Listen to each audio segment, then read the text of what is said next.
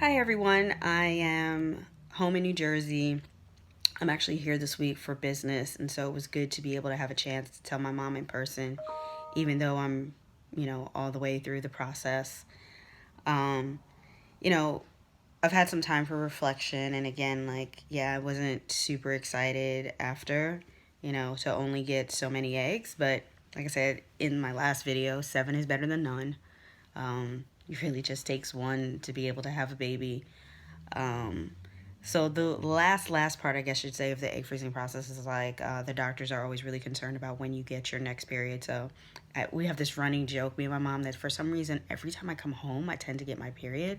How and why, I don't know. It's like a weird coincidence, but I'd been so stressed out anyway. Like, God, I hope I finally get this period so I can go back down a size. So yes, I finally got my period. As expected, it's heavier than normal, but again, that's because I was growing all these eggs, and my lining in my uterus obviously got really thick to accommodate like all these eggs that it thought was, you know, going to be ovulating. Um, I haven't totally gone back to down to size, but my stomach is definitely not as big. Um, and again, I'm just really at this place of figuring out how to pay off what I just did and figuring out what I'm going to do next. Um, and what the next options are in terms of payment. Let me make it very clear, I'm not trying to leave my job just for insurance purposes, but that's like a real thing. Like, at this point in your life, sometimes you might have to look at the I always try to consider the holistic package of a job before I take it anyway.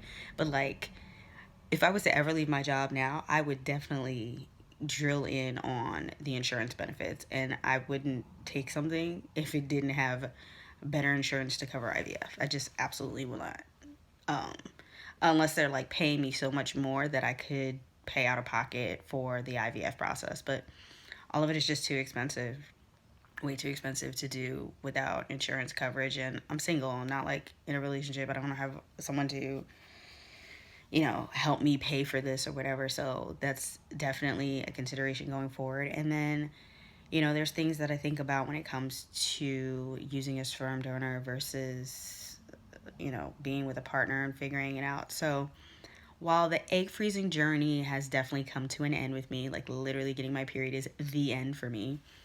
I may, depending upon the response, continue the video series and talk about the considerations I am making when it comes to, using a sperm donor, or even where, I am with my ex. My ex has helped me through the process, and part of helping me through the process, he's also reconsidering, does he really not want to have children?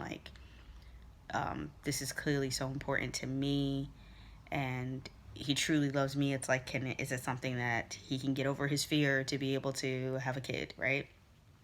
So I mean, again, there's just a lot of future considerations.